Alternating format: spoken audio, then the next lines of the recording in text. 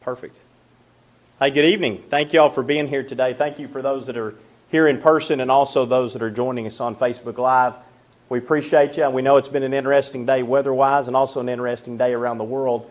Have you been stuck at home like I have watching the news? So we're glad to be able to present this information to you concerning future facility planning. This has been a process in the making for many, many months. We first started with a facility study that was conducted by Thompson Architectural Group of all of the facilities that were in our district to determine what facilities were in good shape, what facilities were in bad shape, what our needs were, and we began working from that point.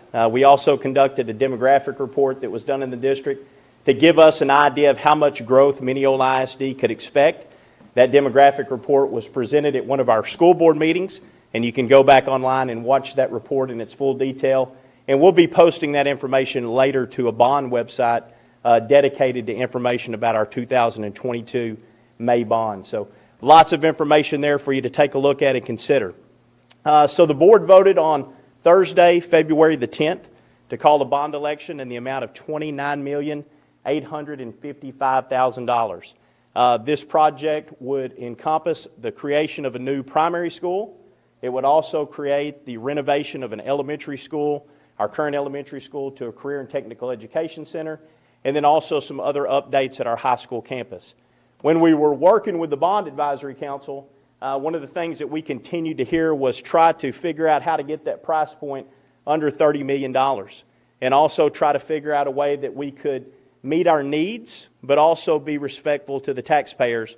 And this was what was brought before the board, and the board voted 7-4 and 0 against when they called the bond. So this election will be coming up in May. We hope this information is, it's informational for you.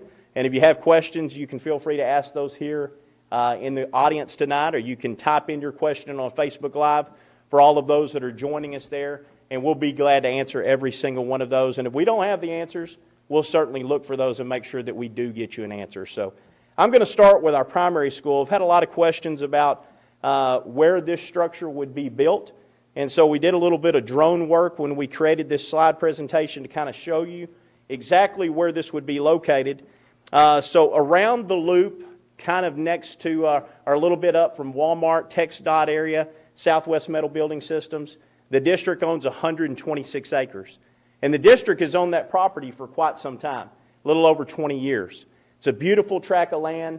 Last year at this time, we were in the process of timbering that property. It netted the district a little bit over $300,000 when we cut the timber from that property. So it's a really nice tract, and this is the site in which we're looking to build the new primary campus. I've had a lot of questions also why the primary campus would encompass grades Head Start, so these are 3- and 4-year-olds, through 3rd grade. And here's kind of our reasoning behind this. When you think academically, from Head Start through 2nd grade, we're really working with kids to get them to a 3rd grade reading level, to read on grade level. And so in 3rd grade, our kids take a STAR test. They take a STAR test in both math and reading. It's a very important grade level. It's the first standardized test that our kids take in our public education system here in Texas. And we feel that that campus really is equipping those kids to be able to be successful on that 3rd grade test. Being able to read on grade level is absolutely vital. In our current setup, 3rd grade's on a different campus.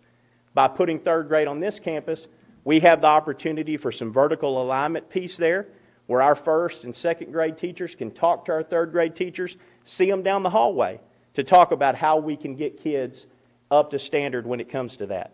So with the creation of the new primary campus on this property, we would move our current 4th and 5th graders to the current primary school.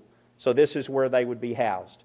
And we worked really hard trying to strike the balance between what's too much space and what do we feel is a pretty good amount of space that we would have there in that location. And so we've thought having 4th and 5th grade there would give us enough space as we grew into the future to be able to accommodate for that growth. Obviously 6th, 7th, and 8th, they'll stay in place. If you've seen the traffic situation, you know what that's like. If you're picking up kids or you're dropping off kids in the afternoons, that is a very busy place. And so that's what would be addressed through that. I'm going to play this video real quick so you can kind of see the location. Mr. Thompson, our architect, has been working on some designs kind of where this would be located, but you can check out this video here and see exactly where this is going to take place.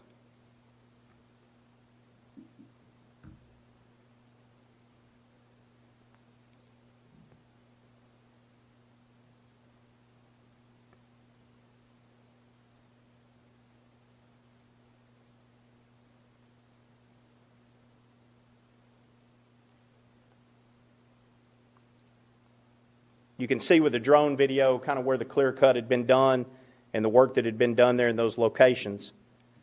I'm going to move forward to our primary campus and talk a little bit about this. This gives you an idea of what this looks like from a view. Actually, this is another view of the property. This is looking back towards the water tower, back to the west. And I kind of scanned with this drone video. We just scanned the entire property line right here. So this is this video here. It's looking back towards the south. You can see kind of a road that runs through the northern part of that property, and then obviously over to the baseball park, and there's the loop as well. So 4th and 5th grade campus, I talked to you about that, what that would look like. We will, let me fly over real quick and let you guys see what this campus looks like. I know you guys that have kids there, you're very familiar with it. As you come over the primary, you're going to notice a building that's kind of back to the left, directly behind the campus. That's where our current Head Start program is. And so we'll have an opportunity, since that building was bought with federal funds, we'll have an opportunity to buy that portable building, or we can give that back to Region 7, who helped us with that purchase.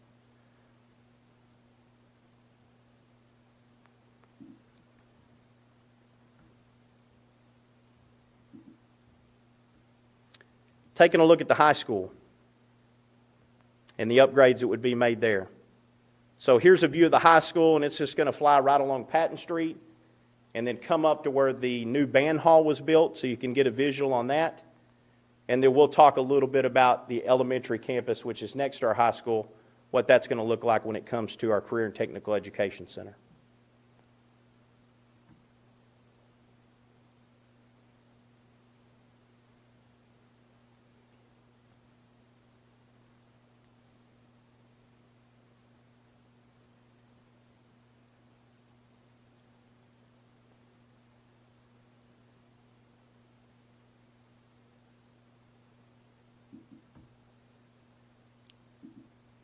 So at our new CTE center, this would be the conversion of the elementary into a CTE center.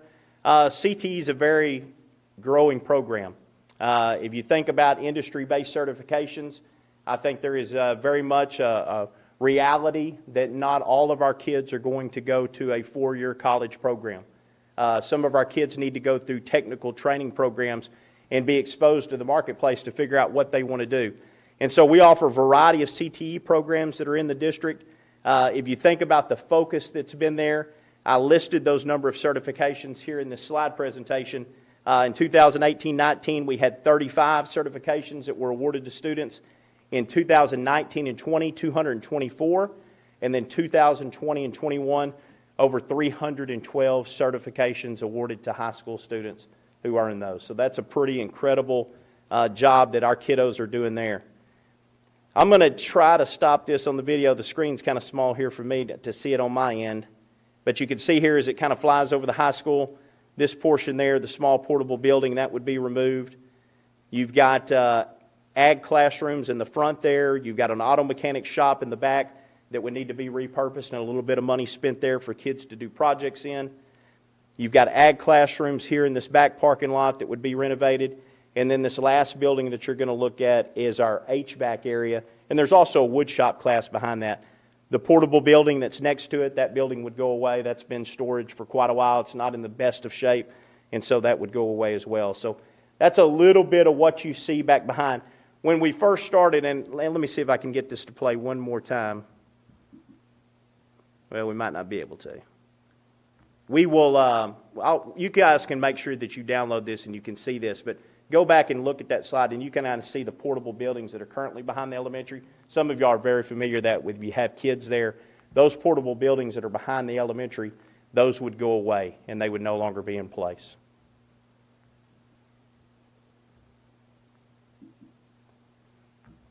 Some of the traffic issues that I've talked about, Took the drone out one afternoon just so people could get a visual of this, what this looks like.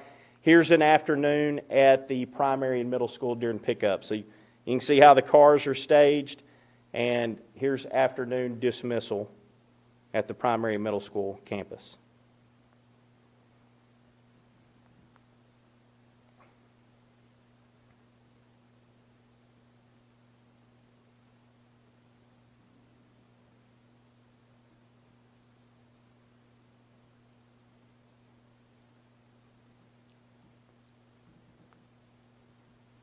If you think about in the future, you would have, obviously, you'd have fewer number of grade levels there on those campuses because it would be 4th grade through 8th grade.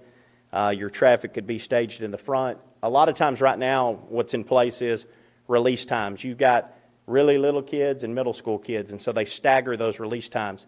As they get a little bit older, you don't have to do that near as much. And so you talk about efficiency, being able to run the system through, and then also for bus pickup, either if we did that in the front or the back or however we structured those traffic patterns, it's going to get a lot better.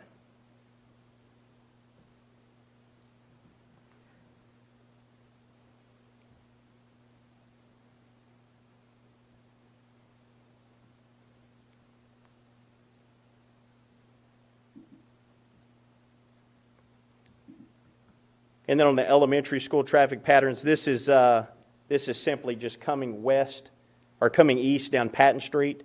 One of the things that we talked about is no longer would we have kids that are in high school that are learning how to drive parked at the bottom of the hill. Everybody would have an opportunity to be in a parking spot. You can see currently right now how elementary traffic comes up there. And if you have a CT center in this location, all of this traffic area, this traffic congestion goes away. You don't deal with this anymore.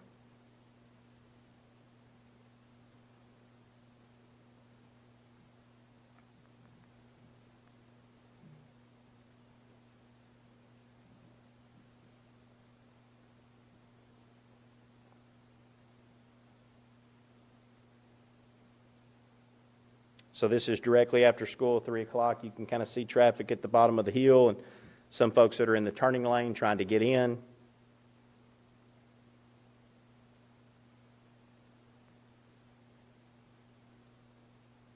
And they are wrapped all the way around our ring road, and actually pickup has already started.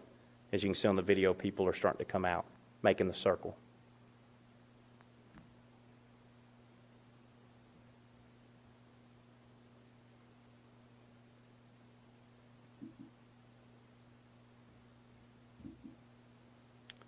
So let's talk about cost. I know that's the one of the very important questions that we get. We worked with a company who gave us construction cost estimates that are currently in the market. The company that we'd worked with is currently building over 20 schools across the state of Texas. They have a very good idea of how much schools cost to build. And so we'd worked with them to kind of figure out what these numbers were going to be. As you can see here on the slide, the new primary school for Head Start through 3rd grade is a cost estimation of $19,500,000. You have your conversion of the elementary school to the CTE Center at a little over $4 million. You have your high school vocational building, remodel, HVAC classroom, agriculture science classrooms, auto mechanic shop, a little over $1 million. Your new auto mechanic shop, you have that information there for you as well, a little over $1 million. The canopy upgrades, if you're familiar with the band hall, the new band hall, underneath there is a canopy that goes around. There's really nice LED lighting. One of the things that we have, and you guys that have had children at the elementary or you've came up to the high school, it's pretty dark in the back, and it's pretty dark in front of the elementary school.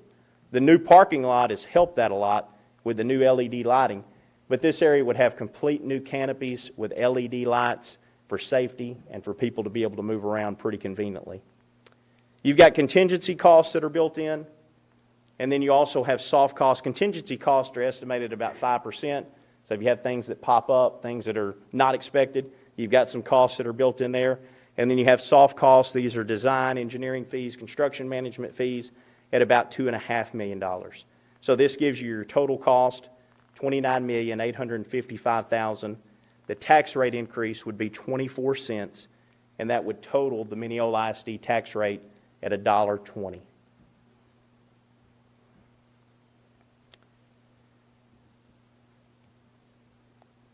I'm going to exit out of this, and I want to show you guys, if I can find it.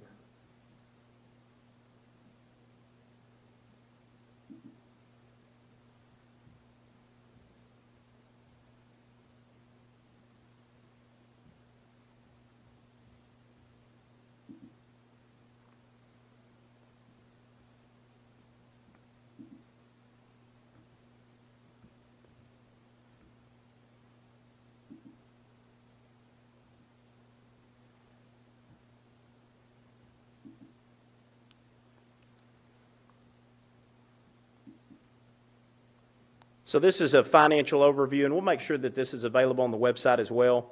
I know this is a big question. I bought a home. It's appraised for X amount. What would this do to my taxes? So this kind of gives you an idea.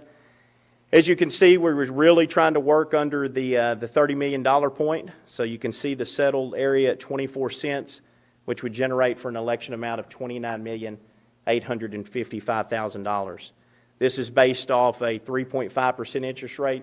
The current market rate at this time was 2.75. So they built in some lenience in there, just thinking the interest rates might slide up just a little bit before we get to the actual sale of the bonds. This is your historical taxed value in the district. You can take a drive around Mineola and you can see the construction that's taking place with new homes that are being built, new subdivisions that are coming in. As that takes place, and obviously if you own a home or you own property, your assessment values have continued to rise, and so this is a reflection of how much assessed value is in Mineola ISD. You can see that number as it's gone up year over year. In 2021, $634 million in assessed value. And then here's also projected taxable values. This is based on a growth rate. Obviously, we've got, I think there's the number that I heard, about 180 new homes that were in the books to be built. And so obviously, as more homes and other development takes place, this number is just going to continue to rise as we move forward in the future. Here's the historical tax rate, what this has looked like. I know the Texas legislature has worked very hard to try to drive down taxes and drive down property tax specifically. And you can kind of see going back all the way to 2005, everybody, just about every district in the state of Texas was capped out at $1.50. And there was a big property tax reform bill, and those things began to go down. So you see from 2006, $1.37, to 2007, $1.17, where we stayed for quite some time. And then in 2019, you saw an even further reduction to $1.07, 2020, $1.04, and then currently the tax rate here in Mineola for Mineola ISD is 96 cents.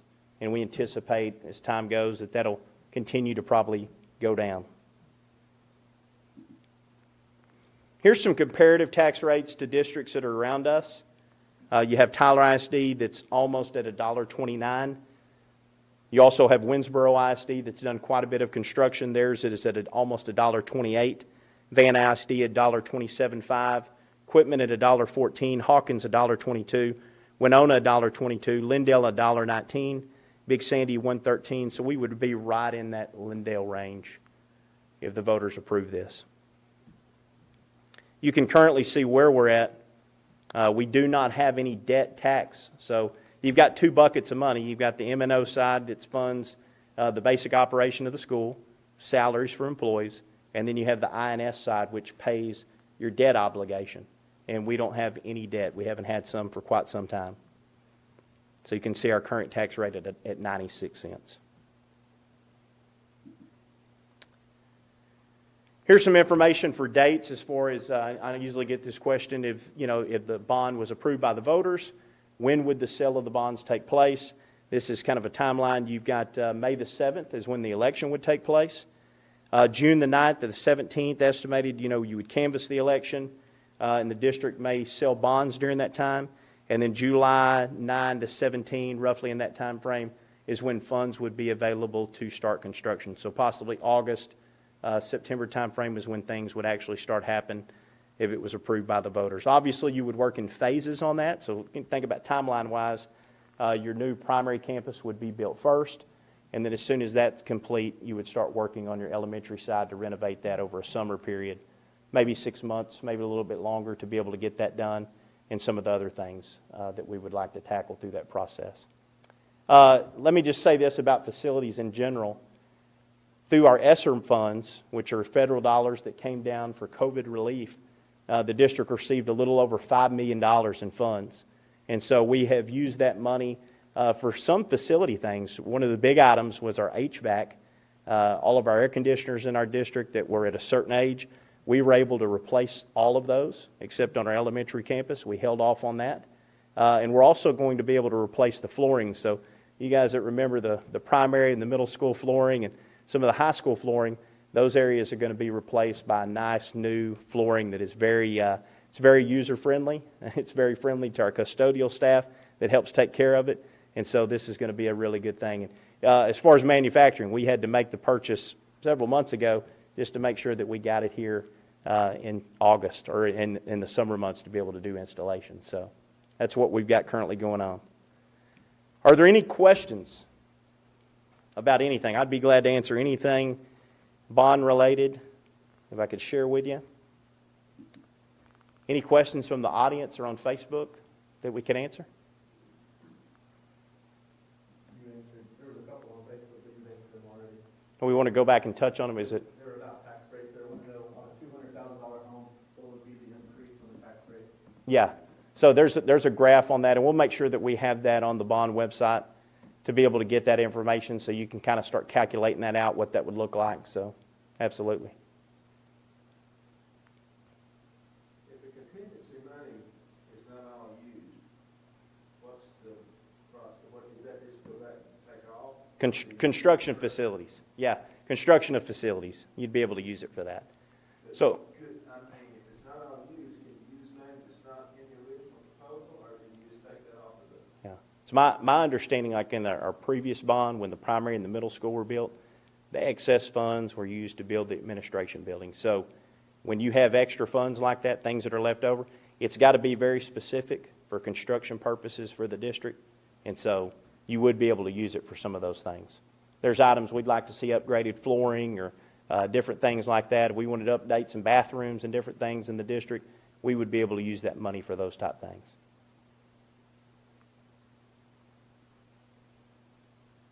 Everything went well.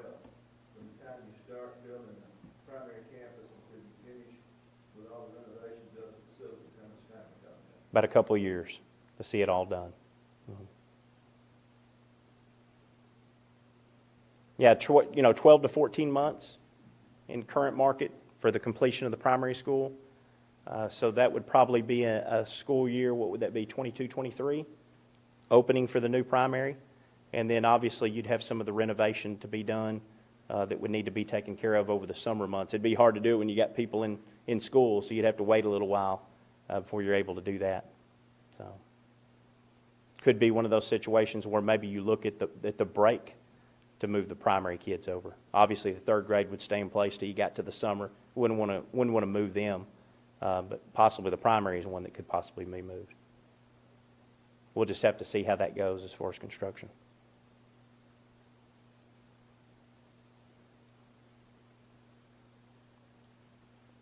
Any other questions? Yeah, thanks for the question. Yeah, go for it. If funds are approved, when would construction start? Yeah, so you're looking at August of 2022 is when construction would start. And then you're looking at probably a completion of the summer of, what would that be, 23? Is that right? Well, that'd be summer of 24, right? 24? Y'all help me on my math. So.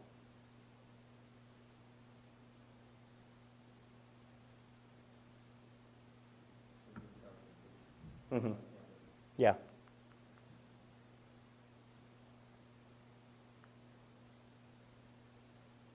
you would go on and move into the new facility, and then do all the rest of it later. I mean, it wouldn't be that long. No, not for the primary. Primary would finish by 2023. Mm-hmm.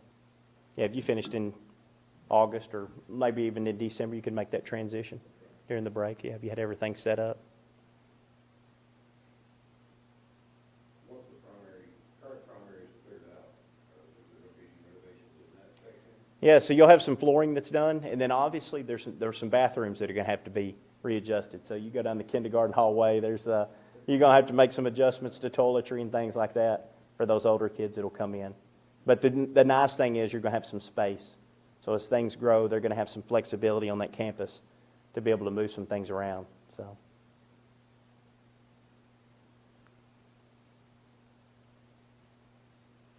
Anything else? Anything else on Facebook? Well, for those that are here, thank y'all for coming tonight. I appreciate you getting out on a cold night and coming and sitting in front of this presentation. And I would encourage you, as you talk to people and visit with them and if questions come up, please send them our way. We can provide factual information about the proposed projects and what that looks like and those timelines, and would be happy to discuss that at any type of forum or any type of community gathering to give facts. So, have another Facebook question? Go for it. All right. What is the projected growth of the school district with the new additional housing? And what is the current capacity at the high school before the upgrade? Great question. So that's on the demographic report. I don't have that in front of me, but I'll make a note of that and reach out to whoever asked that question. We can get in very specifics on that. Yeah.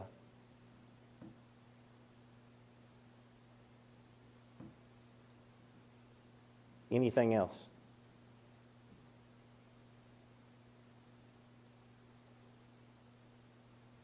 All right. Thank y'all very much for coming. Those that are on Facebook, thank you for tuning in as well. And we'll make this available so people that can go back and review this, and we can use this for a reference going forward, okay? Thank y'all very much. Have a good evening.